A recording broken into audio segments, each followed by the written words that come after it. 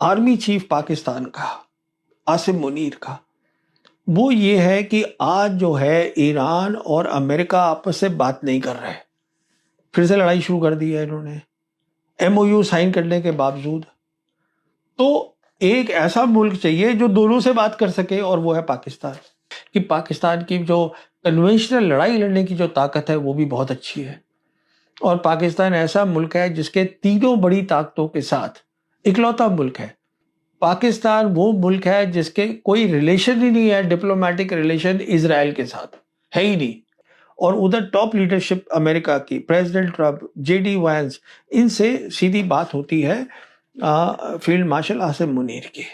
तो जो भी आसिम मुनीर या पाकिस्तान कर रहा है वो बिल्कुल जाहिर है कि वो उसको बता रहे होंगे चीन को भी, रशिया को भी, क्योंकि ये दोनों मुल्क सपोर्ट कर रहे हैं जो हो रहा है इस लड़ाई को। अब क्योंकि अमेरिका ने और प्रेसिडेंट ट्रंप ने खुद साइन करने के बाद एमओयू फिर से लड़ाई शुरू कर दी है, तो अब जो रवैया होगा ईरान का वो और सख्त होगा, जिसको हम बोलते हैं कलेक्टिव सिक्योरिटी। हमें लड़ाई करने की जरूरत नहीं है, हमें लड़ाई सिर्फ बाहर की ताकत से करनी है, अंदर जो है हम बातचीत कर लें। पाकिस्तान इसके अंदर इस्लामिक जो रीजनल फ्रेमवर्क है, जिसको मैं इस्लामिक फ्रेमवर्क बता रहा हूं, एक बहुत अहम रोल प्ले कर रहा है। कब्जा करना चाहते हैं हर जगह पर। ग्रेटर इजराइल ड्रीम है एक उनकी ज़ायनिस्ट की, जो ये सोचते हैं कि हमें बढ़ना है। तो सारी प्रॉब्लम की जड़ ये है।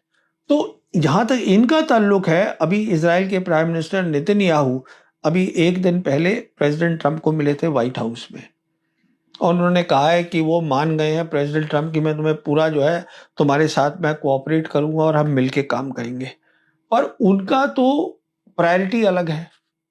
उनकी प्रायोरिटी ये थोड़ा है कि हरबोज खुले, उनकी प्रायोरिटी ये थोड़ा है कि पेट्रो डॉलर्स हो। उनकी प्रायोरिटी ये है कि ईरान के पास न्यूक्लियर वेपन नहीं होना चाहिए, क्योंकि अगर ईरान के पास न्यूक्लियर वेपन है तो इसका मतलब यह है कि ईरान शिकस्त कभी हो ही नहीं पाएगा। क्योंकि उन्होंने ऑलरेडी कोशिश कर ली, जब 28 फरवरी को लड़ाई शुरू करी थी, तो क्या लड़ाई थी वो? ये थी कि 28 फरवरी को जो टॉप लीडरशिप थी ईरान की, उसको मार दिया। ईरान जो इजराइल है, उनकी स्पेशलिटी ये है, मोसाद जो उनकी एजेंसी है, स्पाई एजेंसी जो है, इंटेलिजेंस एजेंसी, वो पता लगाती है कौन सा लीडर कहाँ है, वो लीडर को मार दिया। उन्होंने सोचा था लीडर मर जाएंगे तो उसके बाद क्या होगा, ये पूरा मुल्क जो है वो खत्म हो जाएगा। वो तो हुआ नहीं। अब उनका निशाना है न्यूक्लियर वेपन पे। और एक और चीज जो वो देख रहे हैं, जो बहुत ही जरूरी है, समझने वाली है।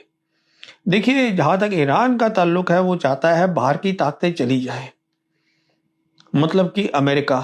पर इजराइल तो वेस्ट एशिया में ही है।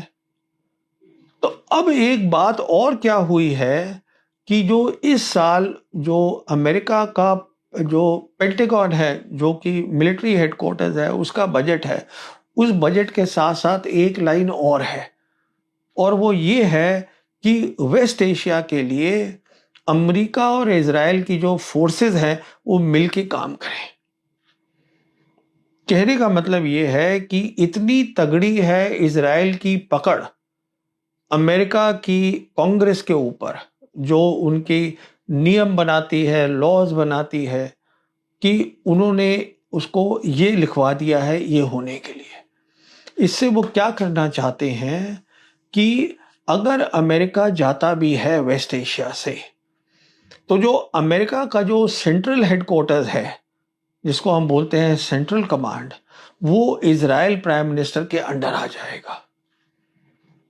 इसका मतलब इजराइल वहीं रहेगा, सेंट्रल कमांड हेडक्वार्टर वहीं रहेगा, अमेरिका की मिलिट्री एजेंसीज, इंटेलिजेंस एजेंसी सब काम करेंगी इजरायली प्राइम मिनिस्टर के लिए। तो ये वो आगे की सोच रहे हैं कि इजरायली नेतन्याहू की किस तरीके से मैं जो है, अमेरिका अगर निकल भी जाता है यहाँ से, फिर भी अमेरिका की मिलिट्री इंटेलिजेंस ताकत मेरे हाथ में रहे। तो ये इनका मसला है, वो बिल्कुल अलग है। अब देखिए, पाकिस्तान एक बहुत इंपॉर्टेंट रोल प्ले कर रहा है इस सब में। पाकिस्तान 4 चीजें कर रहा है, जिसको मैं समझाना चाहता हूं, क्योंकि जो चीज ग्राउंड पे हो रही है उसको आप झुठला नहीं सकते हैं। पहली बात, जैसे मैंने आपसे बताया कि ईरान चाहता है कि जो अमेरिका यहाँ से अगर निकल जाता है तो हमारे पास इस्लामिक एक तरीका होना चाहिए जिसको हम बोलते हैं इस्लामिक फ्रेमवर्क, जिसके तहत जो इस्लामिक कंट्रीज वहाँ हैं और सारी है, तो उनके जो मसले हैं हम आपस में हल कर लें, जिसको हम बोलते हैं कलेक्टिव सिक्योरिटी। हमें लड़ाई करने की जरूरत नहीं है, हमें लड़ाई सिर्फ बाहर की ताकत से करनी है, अंदर जो है हम बातचीत कर लें। पाकिस्तान इसके अंदर इस्लामिक फ्रेम जो रीजनल फ्रेमवर्क है जिसको मैं इस्लामिक फ्रेमवर्क बता रहा हूं, एक बहुत अहम रोल प्ले कर रहा है और ईरान ये जानता है। तभी ईरान ने जो अपना मेमोरेंडम ऑफ अंडरस्टैंडिंग जो मैंने बताया 17 जून को साइन किया था अमेरिका के साथ, उसका नाम ही रख दिया है Islamabad MOU, memorandum of understanding. क्यों ये पाकिस्तान कर सकता है? क्योंकि पाकिस्तान के पास कुछ अलग ही काबिलियत है। पाकिस्तान इकलौता मुस्लिम कंट्री है जिसके पास न्यूक्लियर वेपन्स है। पाकिस्तान वो मुल्क है जिसके कोई रिलेशन ही नहीं है, डिप्लोमेटिक रिलेशन इजराइल के साथ है ही नहीं। और हमारा जो ये 4 दिन की लड़ाई हुई थी सिंदूर, उसके बाद अमेरिका ने ये तय किया, बाकी खाड़ी देशों ने ये तय किया, इस नतीजे पे पहुंचे कि पाकिस्तान की जो कन्वेंशनल लड़ाई लड़ने की जो ताकत है वो भी बहुत अच्छी है। और पाकिस्तान ऐसा मुल्क है जिसके तीनों बड़ी ताकतों के साथ इकलौता मुल्क है। अमेरिका, चाइना, रशिया के साथ जो उसके रिश्ते हैं बहुत अच्छे हैं। तो ये खास ये मुल्क आइडियल है ये इस्लामिक फ्रेमवर्क चलाने के लिए, पहली बात। दूसरी बात, इस्लामिक फ्रेमवर्क के अंदर अंदर ही पाकिस्तान ने क्या किया है, खासकर Pakistan army chief field marshal Asim Munir, उन्होंने 4 ऐसे मुल्क ले लिए हैं जो खास मुल्क हैं वेस्ट एशिया में। एक तो टर्की ले लिया उन्होंने, तो पाकिस्तान टर्की मिल गए, साथ में इजिप्ट ले लिया और चौथा ले लिया सऊदी। सऊदी आप जानते हैं GCC का सबसे बड़ा कंट्री है और इजिप्ट जो है वो अरब कंट्रीज का नुमाइंदा हो गया। तो ये 4 कंट्रीज जो है इनसे भी आपस में बात कर रहे हैं कि किस तरीके से अमेरिका के जाने के बाद हमारा एक रीजनल अरेंजमेंट होना चाहिए जिससे कि हम अपनी रीजन की बातें खुद तय कर सकें। यहां भी उनका रोल है। तीसरा इंपॉर्टेंट रोल जो कि खास रोल है आर्मी चीफ पाकिस्तान का आसिम मुनीर का, वो ये है कि आज जो है ईरान और अमेरिका आपस से बात नहीं कर रहे, फिर से लड़ाई शुरू कर दी है इन्होंने MOU साइन करने के बावजूद। तो एक ऐसा मुल्क चाहिए जो दोनों से बात कर सके और वो है पाकिस्तान। दोनों मुल्क नहीं चाहते कि लड़ाई हो, क्योंकि अमेरिका सिर्फ ये चाहता है कि मेरे पेट्रो डॉलर्स बचे रहें और कुछ ना हो। ईरान जो है वो ये चाहता है कि तबाही ना हो, करेगा अगर करनी पड़े कि तबाही ना हो, क्योंकि ईरान जानता है उसको वहीं रहना है वेस्ट एशिया में। ईरान जानता है कि उसको खाड़ी मुल्कों के साथ ही रहना है। ईरान जानता है कि वो यहीं पर वेस्ट एशिया के अंदर उसको एक रीजनल ऑर्डर बनाना है यहाँ के सब मुल्कों को मिला के। पर तो इसलिए पाकिस्तान वो मुल्क है जो इन दोनों से बात कर सकता है।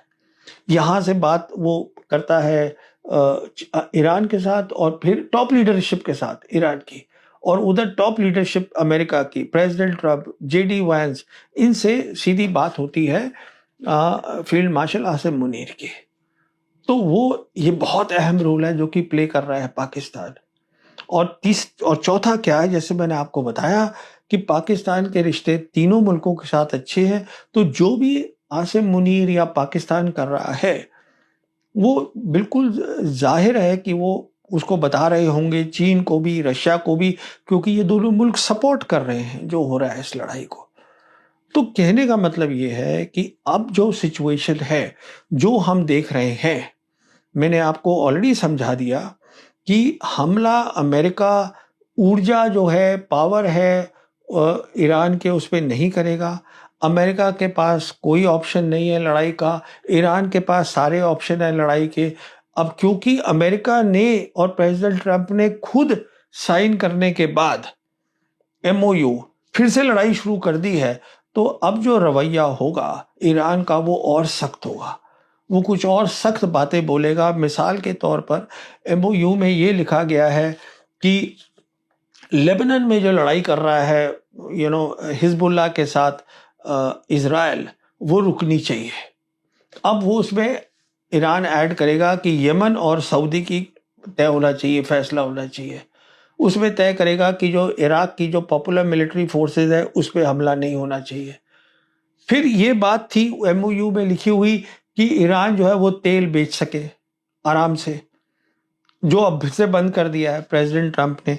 फिर ये है कि जो ईरान के कुछ पैसे हैं, जैसे कि $12 बिलियन है, जिसमें ये तय हुआ था कि $6 बिलियन जो है वो उसके अपने पैसे हैं जो छोड़े जाएंगे, जो अमेरिका ने दबा रखे हैं।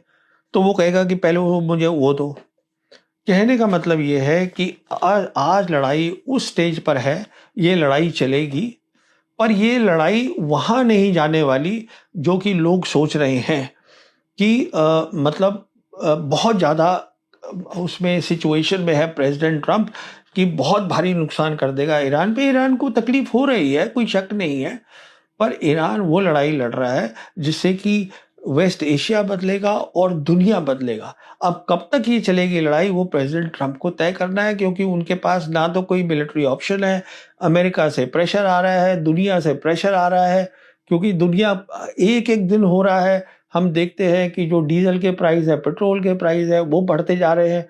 तो यहाँ पर आज लड़ाई खड़ी है, जबकि वो 6th मंथ में आ गई है।